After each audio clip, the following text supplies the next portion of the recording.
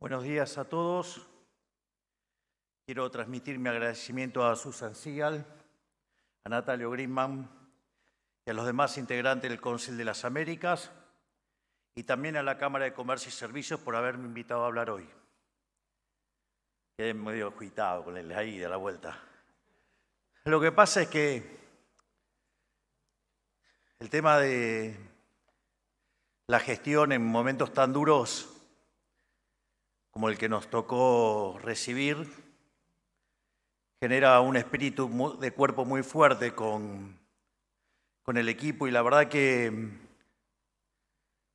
es increíble porque en el resto del mundo se está hablando del milagro argentino y sin los colosos que tengo como ministro esto sería imposible. Así que mi agradecimiento a todos mis ministros.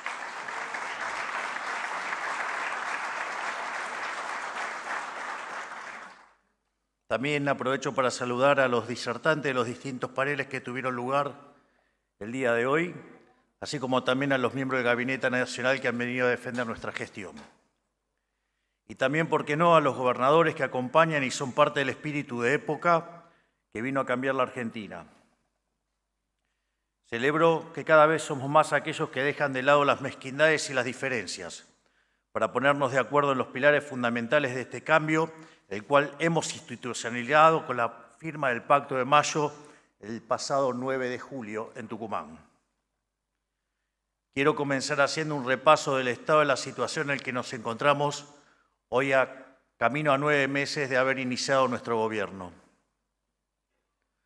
Los acontecimientos de la economía argentina y del mundo son tan dinámicos que a veces es fácil perder la perspectiva amplia de los procesos y subestimar o no dimensionar lo suficiente todos los avances que hemos alcanzado en materia de gestión.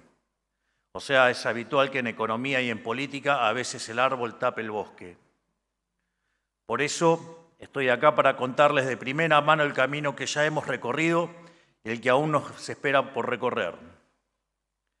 Esta administración ha tenido que enfrentarse a la peor de las crisis heredadas, tanto a nivel económico como político de toda la historia argentina. Concretamente, al momento de asumir, combinábamos lo peor de las 3 peores crisis de la Argentina. Teníamos un desequilibrio monetario que era por lo menos el doble al de la previa del Rodrigazo en 1975. Teníamos un Banco Central quebrado, aún peor que lo que había en el año 89 previo a la hiperinflación de Alfonsín, y los indicadores sociales eran peores que los del 2001. Es decir, era la suma de todos los males. Era una verdadera papa caliente. En ese sentido, digamos, con mucho valor, con mucha valentía, enfrentamos este desafío. Es decir, porque concretamente recibimos un país al borde del default y la hiperinflación, con déficit gemelos por 17 puntos del PBI. Teníamos la deuda de la CIRA por cerca de 50.000 millones de dólares. Teníamos deuda en pesos venciendo prontamente por el equivalente a 90.000 millones de dólares. Teníamos deuda externa por vencer por 25.000 millones de dólares. Además, teníamos en el Banco Central el equivalente de 4 bases monetarias que vencían en un día. Teníamos escondido el tema de los puts, entre otras cosas. Y en ese contexto, evidentemente, el gobierno que se fue esperaba que resolviéramos, no como liberales libertarios, sino que esperaba que resolviéramos como liberales libertarados, de modo tal que los problemas de stocks y flujos combinados derivaran en una tremenda hiperinflación y, digamos, en enero poder volver, pero ya con todo el ajuste hecho por el mercado, de la peor manera y con las consecuencias que ahora dentro de un rato voy a describir si no hubiéramos hecho el programa que hicimos. Es decir, estaba claramente premeditado para que voláramos por los aires en menos de un mes.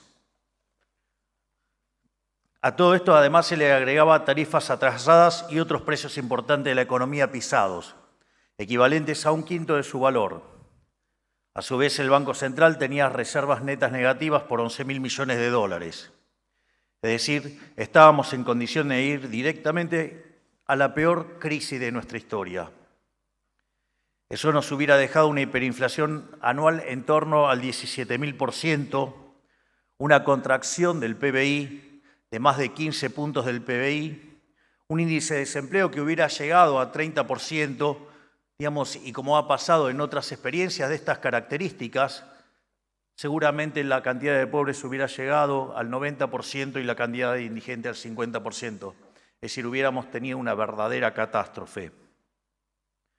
Pero todo esto no resultó un impedimento para que nos hiciéramos cargo del problema e iniciáramos la reconstrucción del país encomendada por la ciudadanía a través de las urnas. Es así como logramos el ajuste fiscal más grande de la historia de la humanidad. Para que tengamos una idea, el ajuste, nosotros encontramos un déficit consolidado de 15 puntos del PBI, 5 en el Tesoro y 10 en el Banco Central. Naturalmente nos decían que hacer un ajuste en el Tesoro de 1 punto por año era una enormidad. Por lo tanto, creo que lo más suave que nos han dicho de querer lograr el déficit cero en el primer año de gobierno, por lo menos nos habrían tildado de locos. Y en eso, gracias a la enorme gestión del ministro Caputo, nosotros hemos logrado el superávit financiero, o sea, el tan mentado déficit cero de verdad, en el primer mes de gestión.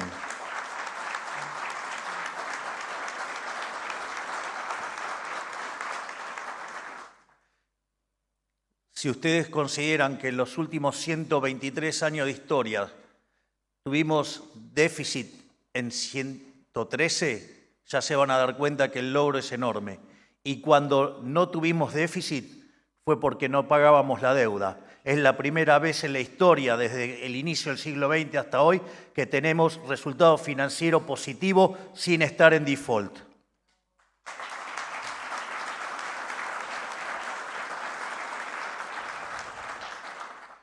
Por otra parte, estaba la cuestión del cuasifiscal, que eran 10 puntos del PBI. Naturalmente nadie hablaba de ese tema. Un tema demasiado sofisticado para el público en general, pero que era una bomba que efectivamente había que resolver.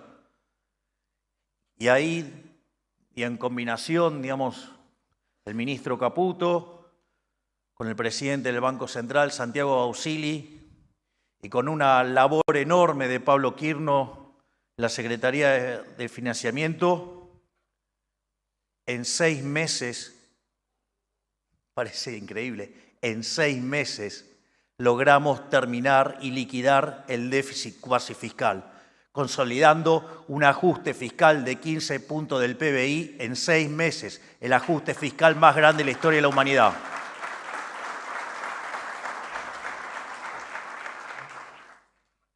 Terminamos con el financiamiento del Tesoro vía emisión monetaria. Bajamos la tasa de interés y progresivamente comenzamos a sanear el balance del Banco Central. Desde que iniciamos la fase 2 de nuestro programa, ya no existe ninguna canilla de emisión monetaria en la República Argentina. La hemos cerrado todos y es gracias a eso que la situación del tipo de cambio se ha estabilizado. Básicamente, nuestra hipótesis de trabajo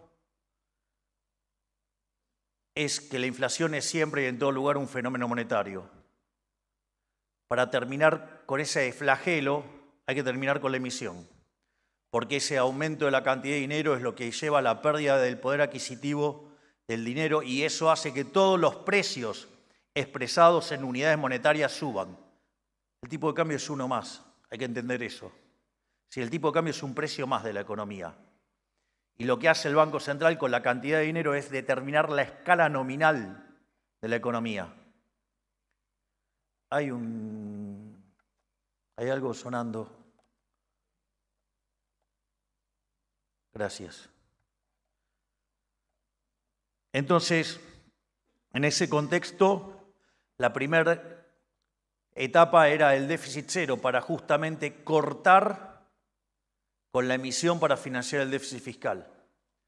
Se logró en el primer mes de gestión. No solo eso, sino que había que terminar con lo que hacía el déficit cuasi fiscal y terminar con los pasivos remunerados. Una vez que terminamos con los pasivos remunerados, también terminamos con el tema de los puts.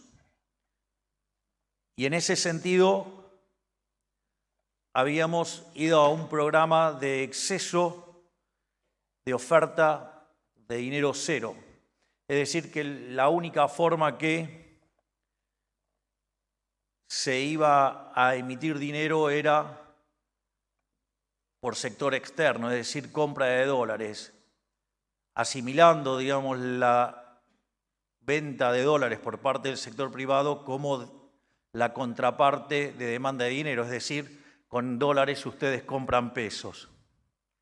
Pero una de las cosas que nos dimos cuenta es que no era suficiente eso, porque en realidad, hasta que no terminemos de resolver los problemas del stocks, tenemos cepo. Y en esa situación, no es que los individuos están comprando pesos con dólares, sino que liquidan los dólares porque está el cepo.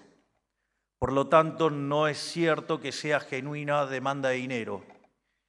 Y a partir de eso fue que pasamos al sistema de emisión cero, mientras que tenemos cepo como consecuencia de que todavía no terminamos de resolver los problemas de los stocks. Eso es interesante porque de manera malintencionada o por ignorancia, hablan de intervención, de que estábamos interviniendo en el mercado de cambios. ¿Cómo sería un mundo o el equilibrio sin intervención? En el equilibrio sin intervención, la tasa de interés tiene que ser libre, porque es un mecanismo de coordinación intertemporal y no deberíamos tocarlo. El tipo de cambio sería libre y por lo tanto la variación de reservas sería nulo y la variación de la cantidad de dinero sería nulo. En este caso, digamos, como nosotros tenemos control de capitales por un problema de desequilibrios de stocks, que cada vez es más pequeño,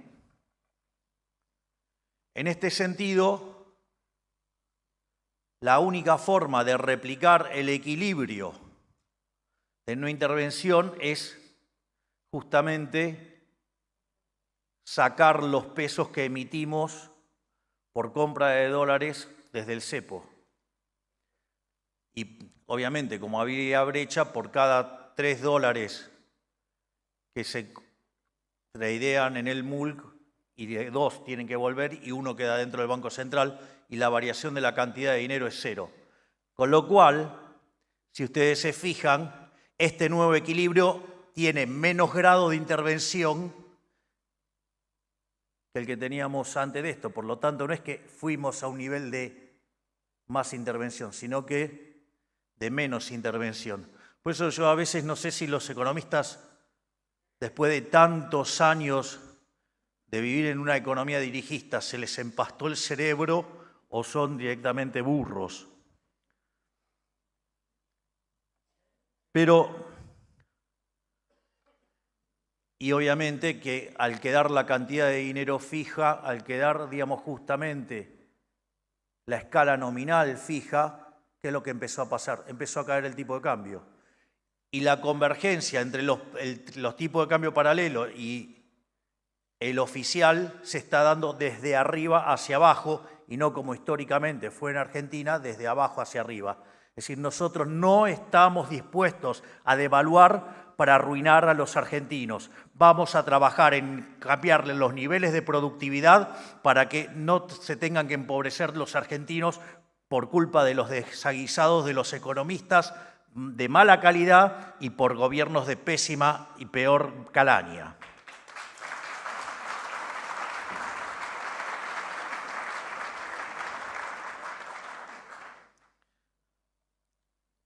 igual todavía seguimos pagando los platos rotos del verdadero masazo que fue la emisión de 13 puntos del PBI en el último año. Pero gracias al ancla fiscal y monetaria logramos evitar la hiperinflación y la estamos bajando. De hecho, a mí siempre me gusta trabajar con el tema de la inflación de mayoristas porque es la que se va anticipando al comportamiento de la inflación. Y cuando nosotros llegamos en diciembre, la inflación mayorista era del 54% mensual. Entiendo que los economistas, como presagiaban todo tipo de calamidades, no quieran verlo así porque, digamos, van a quedar en evidencia en sus errores. Pero 54% mensual anualizado es el equivalente a 17.000. Y la realidad es que el último dato de mayoristas fue 2,7%. Es decir, anualizado eso da 35%. Vaya si no es un tremendo logro digno de un reconocimiento histórico para el ministro Caputo pasar del 17.000 al 35.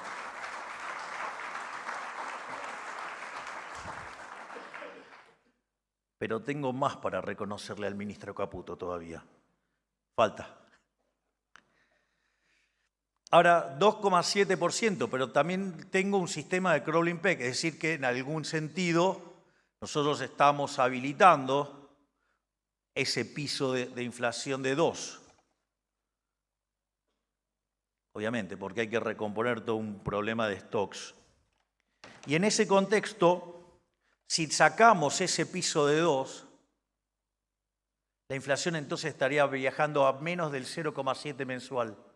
Es decir, que la inflación verdaderamente no ha bajado de 17.000 a 35, sino que ha bajado de 17.000 a 8%. Gracias, Toto.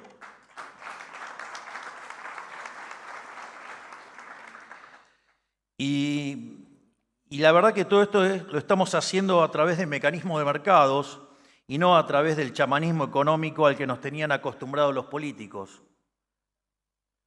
La característica esencial de este programa antiinflacionario respecto a los históricos que fueron exitosos es que, por ejemplo, una de las cosas que no hubo fue una hiperinflación antes, que llevara a una licuación de los activos financieros de la economía y que fuera muy fácil estabilizar porque partiendo de niveles de agregados monetarios muy bajos se vuelve muy fácil estabilizar por la recomposición de la demanda de dinero, por ejemplo.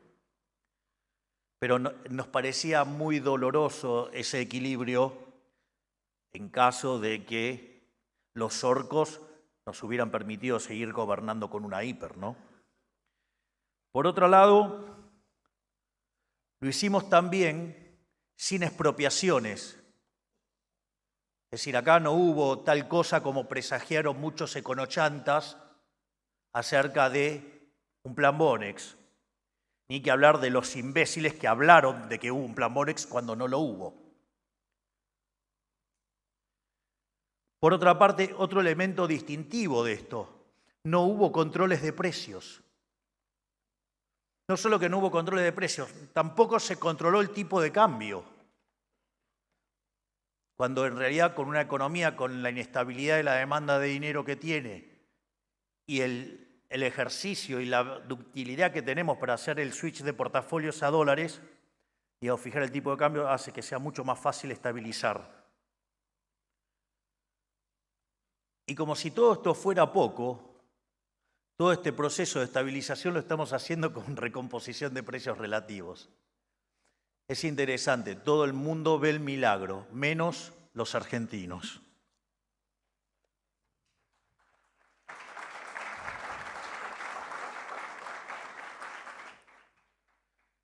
Pero no solo nos quedamos en las cuestiones vinculadas a la estabilización de corto plazo, si ustedes quieren, con un diseño agresivo en materia fiscal, agresivo en materia monetaria y acomodando el sector externo hasta que se recompongan los stocks. También nos hemos ocupado del largo plazo. Hemos emprendido un plan de reformas que es el más ambicioso de toda la historia argentina. El programa de reformas más grande de la historia argentina se hizo en la década de los 90 durante el gobierno de Carlos Menem. La reforma que nosotros llevamos a cabo con el DNU y la ley bases es 8 veces más grande que lo que hizo Menem en todo su gobierno. Y eso lo hicimos en 6 meses con 15% de la Cámara de Diputados y 10% de la Cámara de Senadores. Háblame de gestión ahora.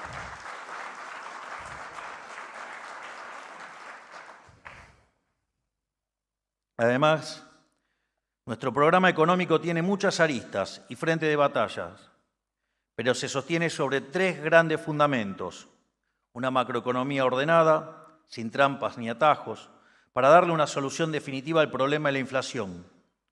Un profundo recorte del gasto público para aliviar la carga del sector privado y una atención obsesiva a desregular y devolverle la libertad a cada uno de los argentinos, donde tengo el privilegio, el honor, el orgullo de tener un ministro de la estatura intelectual de un coloso como Federico Sturzenegger haciendo esta revolución.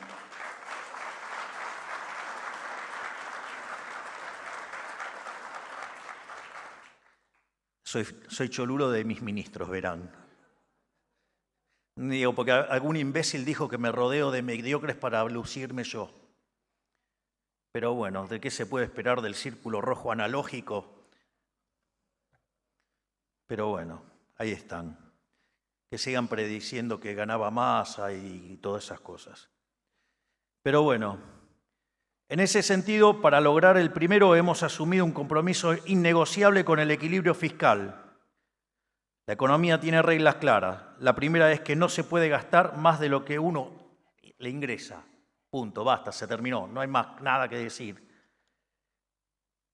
De hecho, cuando le dimos la espalda y nos pusimos a despilfarrar lo que no había, no solo nos fue pésimo, sino que lo que más perdieron son los que menos tienen, que pagaron los platos rotos con impuesto inflacionario.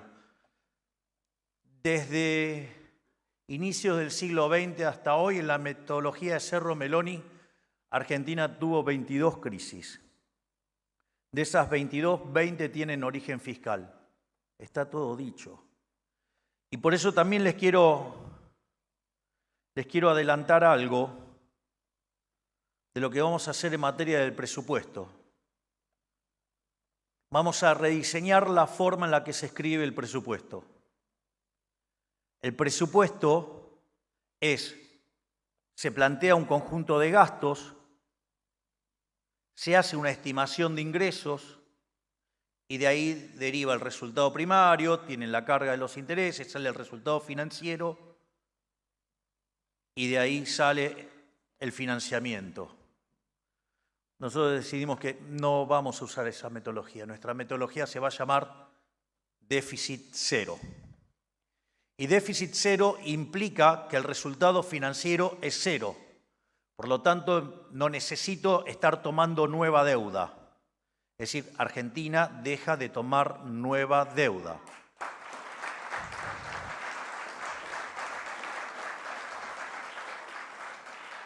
Aviso que rolear la deuda no es nueva deuda porque después aparecen los tipos que suman con dificultad y que no lo pueden hacer ni con un abaco. Y dicen, ay, no hay que tomar una deuda. Sí, digo, para rolear. Aviso porque digo, vivimos en Argentina. No solo eso, una vez que ustedes van a déficit cero, eso quiere decir que la relación deuda-producto es no creciente. Por lo tanto, de cara al futuro, tendríamos que ver que se vaya desplomando el riesgo país. Y esto es interesante porque mientras que hubo un sacudón financiero en todo el mundo, ¿cuál fue el único lugar que subió y le fue mejor? Argentina. Pero no solo eso, eso quiere decir que entonces el superávit primario va a ser igual a los intereses. Y como está planteado en términos de déficit cero, se puede hacer que el presupuesto sea neutral en términos de ingresos. Entonces va a haber una parte del gasto público que se va a acomodar, por ejemplo, que sigue a la inflación, y por diferencia sale el resto del gasto público consistente con esa regla. Para un escenario base se determinan unas partidas que van a ser después ponderadores, y eso es lo que va a permitir que en la medida que se ajusten los ingresos, dado el gasto con esa lógica, por diferencia se van asignando esas partidas, de modo tal que se diseña una regla para no violentar de ninguna manera el déficit cero. No vamos a tener déficit fiscal. Es más, en lo que tiene que ver con la inflación, la verdad es que en los últimos 15 años solo hubo 2 países en la región que presentaron una inflación anual al 20%, y todos sabemos cuáles son. Uno fuimos nosotros, la otra es la dictadura sangrienta del criminal Nicolás Maduro. Quiero ser muy claro con esto. La inflación anula cualquier tipo de proyecto de vida, de negocio o incluso de formar una familia. Resulta imposible calcular gastos o planificar un futuro digno con la inflación comiéndole el bolsillo a los argentinos. Por eso, terminar con ella es instrumental para recuperar la confianza de todos los actores económicos, que fue dilapidada por los gobiernos anteriores. Es por esas experiencias pasadas que aprendimos que ordenar lo fiscal y lo financiero es condición sine qua non para volver a crecer. Por más buenas que puedan ser las intenciones de un gobierno, sin una macro sustentable, todo lo demás es efímero. Digo, de vuelta, no va de la micro a la macro. Ustedes ordenan la micro y la macro es un desastre, digo, van a terminar mal. Por eso primero hay que ordenar la macro. Primero tienen que terminar y exterminar la inflación. ¿Para qué? Para que el sistema de precios empiece a transmitir la información de manera correcta y para que de esa manera se asignen los recursos eficientemente. No hay otro mecanismo. Y por eso hacemos del equilibrio fiscal un mandamiento, uno que trascienda cualquier cambio de gestión y logre quedar para la posteridad. En cuanto al plan de desregulación que afecta a cada uno de los sectores de la economía, la evidencia empírica está de nuestro lado, porque como ya me han escuchado decir muchas veces, los países más libres son 12 veces más ricos que los reprimidos, al margen que tienen 50 veces menos de pobres en el formato, 50 veces menos de pobres en el formato extremo y 25 si lo toman en el estándar.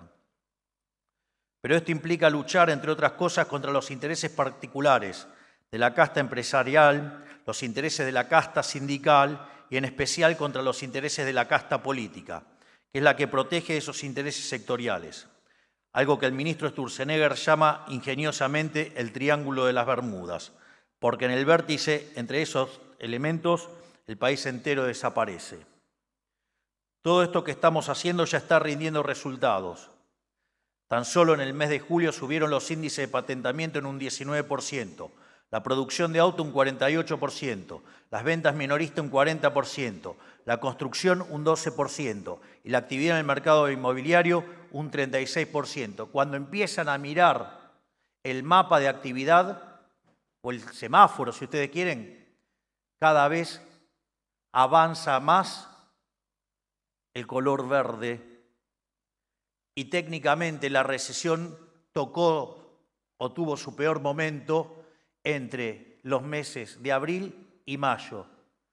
Vayamos a las declaraciones que hacíamos por ese tiempo, que decíamos lo peor ya pasó, y naturalmente los econochantas decían lo peor está por venir, que son los mismos que nos presagiaron que la inflación, por ejemplo, no iba a poder romper un piso de 7. Y ahora estamos viendo si va por debajo de 4 en minoristas, ¿no? Pero bueno, así estamos. Buena parte de estos pilares que sean una realidad es posible gracias al trabajo mancomunado que llevan adelante los equipos técnicos encabezados por los ministros de Economía y de Regulación, Toto y Federico, que desde que asumieron han llevado adelante lo que solo puede ser catalogado como una gesta heroica, que sin duda van a pasar a la historia. Nosotros vamos en serio. Queremos dejar atrás el modelo fracasado del Estado presente y volver a instaurar el modelo de la libertad. Por eso estamos haciendo un cambio profundo, de raíz, y todo cambio profundo requiere de tiempo, un bien escaso que debe ser usado con prudencia y sabiduría si queremos que este nuevo modelo se sostenga en el tiempo. La gente no puede esperar más, pero entiende que este es el único camino. La política debe comprender lo mismo y acompañar, con su propio esfuerzo, el de la ciudadanía. De nada sirve hacer cambios que no puedan perdurar.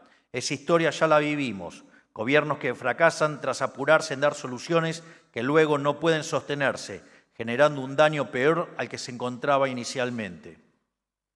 Nosotros no estamos dispuestos a repetir esa historia.